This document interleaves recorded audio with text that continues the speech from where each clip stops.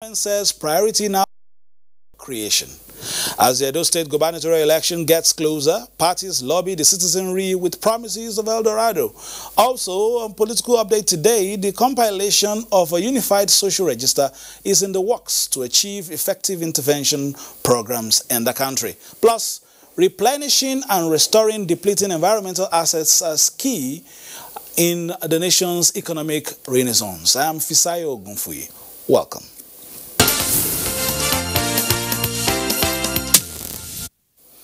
President Muhammadu Buhari says resources will be allocated by the federal government towards the completion of infrastructure projects across the country, especially those being undertaken by local contractors as a deliberate attempt to bolster and sustain the creation of jobs for Nigerians. The president made his remarks during the virtual inauguration of the new headquarters of the Nigerian Content Development and Monitoring Board in Yenagoa, Bayelsa State.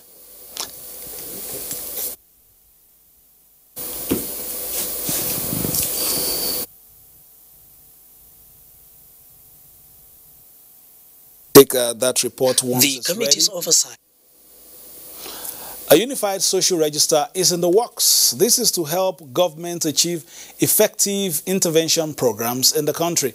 The Ministry of Humanitarian Affairs is driving this project. The committee's oversight is to identify areas that will require legislative interventions in the ministry's 2021 budget proposal and status of projects contained in the 2020 Appropriation Act. We have not started anything yet, just the procurement process began by way of advert, which is still ongoing. The committee required documents on the National Institute for Social Work and National Commission for Persons with Disabilities projects, which were transferred from the Federal Ministry of Women Affairs. It will be important for us to oversight, the job so that it will be easier for us to appropriate the required funds for all the line items present. Meanwhile, the committee has oversighted the National Center for Women Development, saddled with the responsibility of providing training and skill acquisition for women and girls. The members and Director General of the Center, Mary Ekpereta, brainstormed on possible legislations against the prevalent issues of rape, molestation, and other acts of violence on Nigerian women.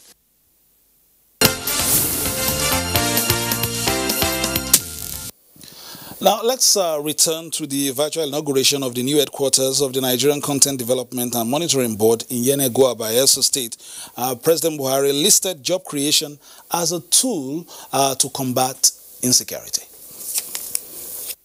The iconic 17-story building known as the Nigerian Content Tower, with the full complements of a 10 megawatts gas-powered power plant and 1,000-seater capacity conference center, was inaugurated by the Minister of State for Petroleum Resources, Timothy Silva, on behalf of the President.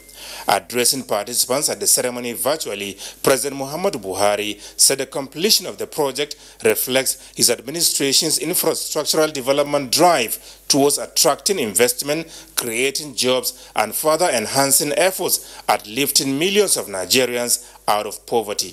With commissioning of this project, I want to highlight that we have put in place a landmark of reference in the Niger Delta to reflect long-lasting legacies that signpost the years of oil and gas exploitation, and I assure you that there is more to come.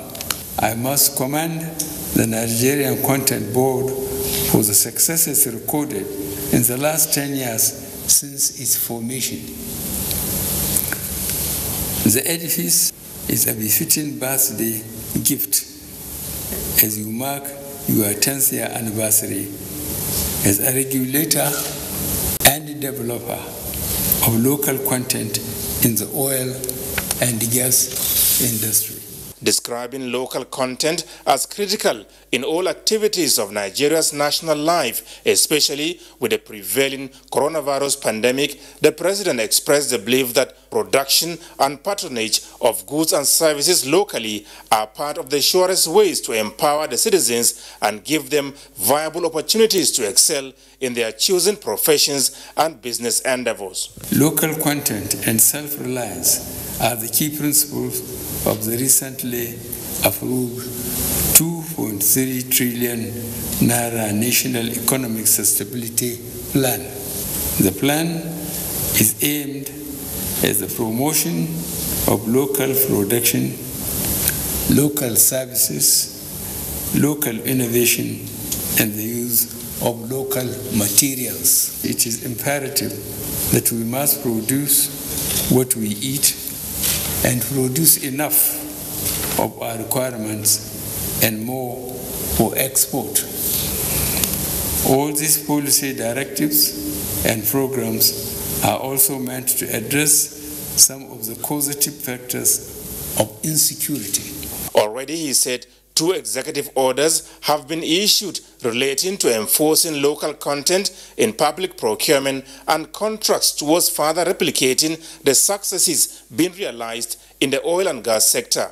President Buhari congratulated the people of Bayelsa State for being the proud host of the landmark edifice in the heart of the Niger Delta.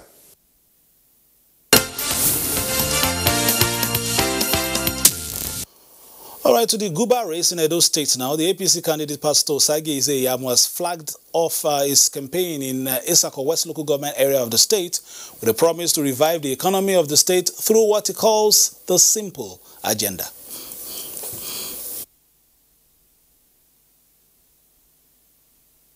Campaign.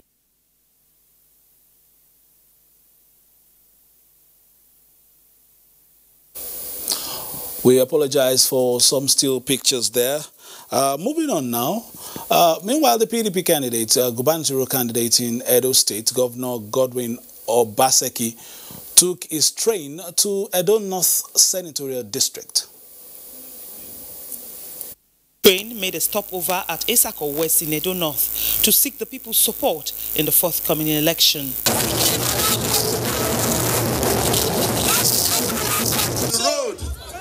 When come from Osobegbe, go Ofuko, go Agbabu, go Udoti. Una want that road?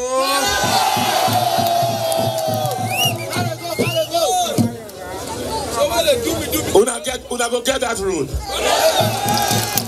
The People's Democratic Party governorship candidate and incumbent governor of Edo State, Godwin Obaseki, is assuring the people of Onwa East of more people-oriented project if his re-election bid is successful.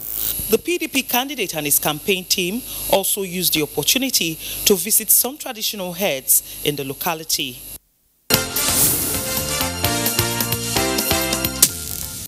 Okay, let's return to Isako West, where the APC candidate Pastor Osage Izeyamu flagged up his own campaign. Like a carnival for the supporters of APC who converged on the Auchi Polytechnic Sports Complex to welcome the leadership of the party in the state and their flag bearer.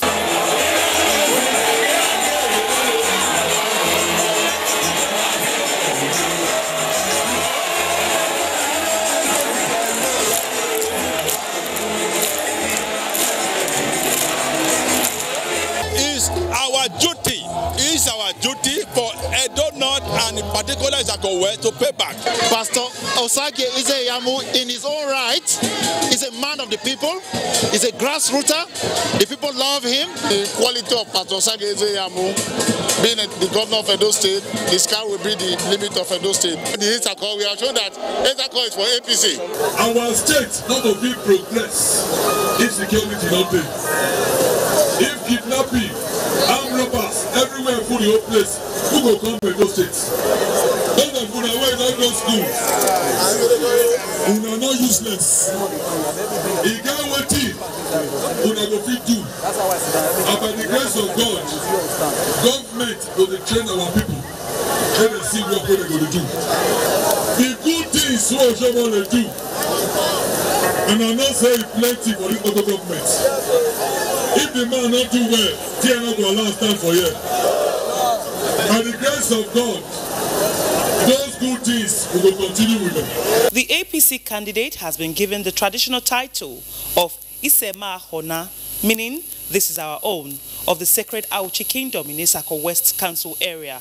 The event held while on a private visit to the palace after the governorship hopeful sold his manifesto to the people of Auchi.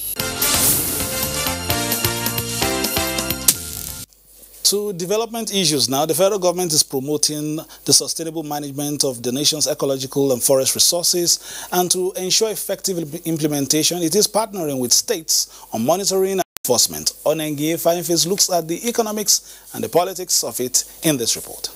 Seeking the collaboration of states is a move by the federal government intended to address peculiar regional environmental challenges and bridge existing gaps between national and subnational governments in terms of project implementation and feedback mechanisms.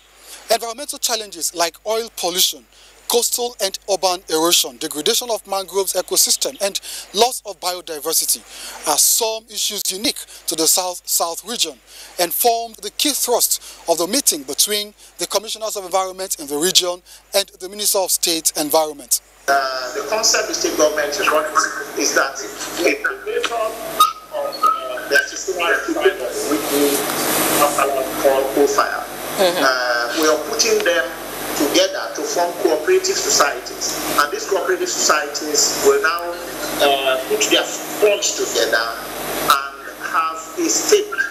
Now, current efforts to mitigate environmental concerns in the South, like the planned National Mangroves Restoration Project and identification and upgrade of sites to the status of marine protected areas, as well as synergy in the implementation of the Ogoni cleanup exercise, were considered in the meeting.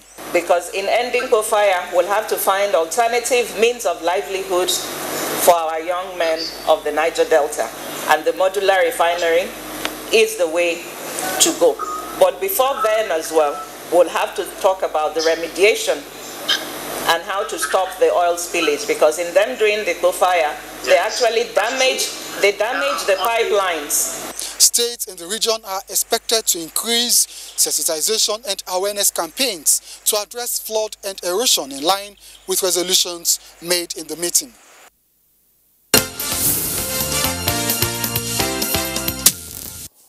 One of the promises of the current administration in the restoration or remediation of environments devastated by man-made economic activities is the Ogoni cleanup exercise. The president launched the implementation of the United Nations Environment Program UNEP report on Ogoni land. So how far with the exercise? Dr. Marvin Dekil, project coordinator, IPREP, joins us today on Political Update. And thank you, Doctor, for joining us. But my first question is this promise being kept? Yes, the president, as you know, came to Ogoniland and made a promise during his campaign that if elected, he was going to remediate the land, implement the report. And true to his promise, that since started. As we speak, we have 57 companies on site. 21, out of which 6 of those sites are now complete. We are moving into the next phase where we'll be doing the complex sites. It's also important that along with remediation, the project is also providing livelihood. Only very recently, we commissioned a fabrication factory for livelihood program. So we are doing 2 things. We are doing the remediation of those sites, as well as we are also providing livelihood. It's important to also state that the Ogoni cleanup project is actually the beginning of the cleanup of the rest of the Niger Delta. So we're developing the template that will be rolled across the rest of the region. Yeah, NTA has been following this closely. In 2016, we looked at the exercise. We went into the communities as well to see what's about. One of the things that struck us at the time was in terms of job creation opportunities that this project will bring in. What can you tell us a bit about this in terms of, originally people of those areas are fishermen.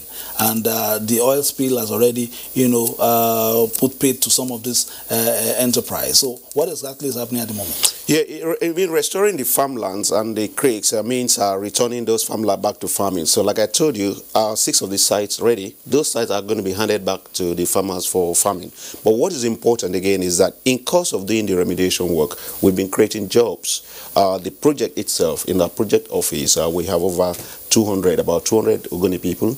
The first phase of the job created about 700 jobs as in site for the site laborers. But in addition, all of these people, we train them. We now also have indigenous scientists, which we've trained internationally. We've taken to Switzerland.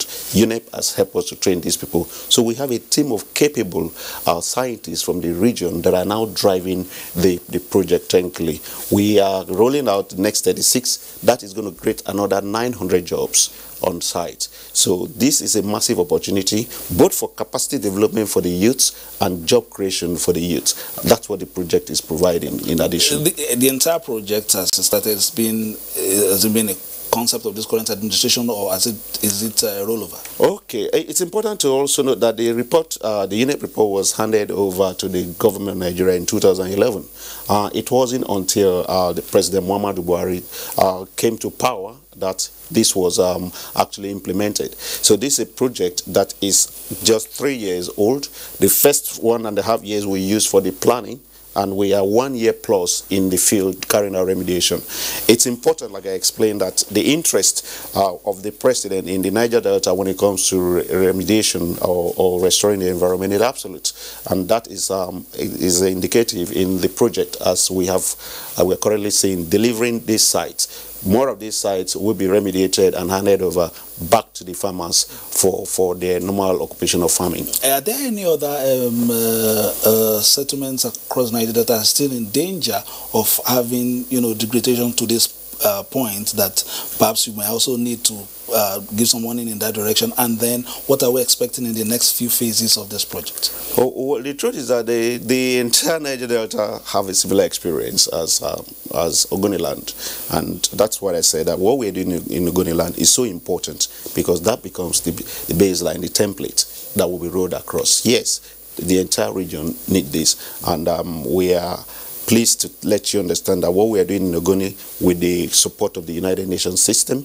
it's strong enough and it's adequate enough, it's robust enough, effective enough to be rolled across as we finish. What's necessitated this interview? We read some of the commendations from the traditional rulers in that area concerning the work being done by the current administration there. But are there any challenges in the execution?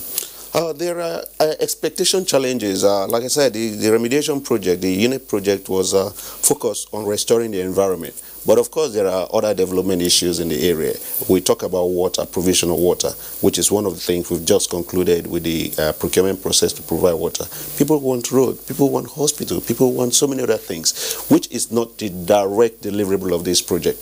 However, we are interfacing with the relevant agencies. For example, the NDDC is on the board of HIPREP, so that we could tap into the development component of the commission into Ogoniland. So there are development issues and perception issues. This will be a question for another day. But let's before I let you go, what we know that the experience of the pandemic must have slowed down work to a reasonable extent. But what are we expecting in the next few phases before the year runs out? Yeah, we're concluding the first 21 site. The 14 site remaining will be completing that. We have 36 sites. We're also going to be completing the sites that were introduced. But what's the most important is that the complex sites, which are the sites that are categorized to have the most contamination, will be coming on board too. Then we will be doing more of the training too, empowering more young Ogoni people, giving them livelihood, including ICT, top-notch training in terms of high-end as well as the low-end. Yeah. We currently undergoing training with UNITA. UNITA, the trainer of the UN,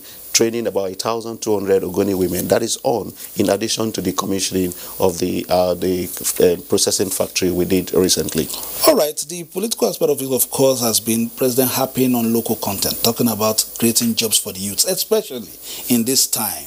Are you putting that component seriously in the front burner, especially as this is going on, especially at this material time? This particular project is a project that is driven by the locals themselves. And like I told you, we started by training indigenous scientists to world-class standard. So this is actually an example of the president's intent on local content. It's all driven by the locals with the support of the UN system.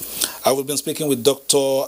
Mervyn Dekil, Project Coordinator of IPREP. Before we go, let's take one more, if we can. The House Committee on Public Accounts has visited the National Institute of Petroleum Studies project in Kaduna, which was initially allocated to the National Council for Arts and Culture. This followed a query by the Auditor General of the Federation over the absence of the proposed structure of the NCAC.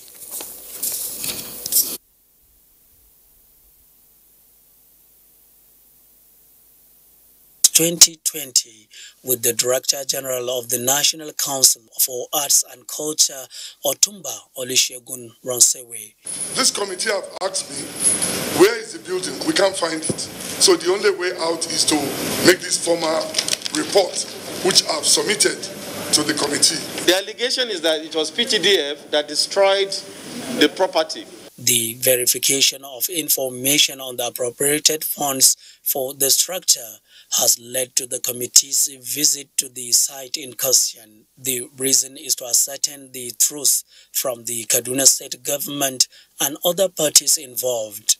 If you want the entire report with all the coordinates and the location of each and every property on that Petroleum Institute extension, Kajis will avail you with that record. We have to put our head in order to safeguard the treasury, in order to safeguard public funds. The committee requested for comprehensive documents from them for further legislative action.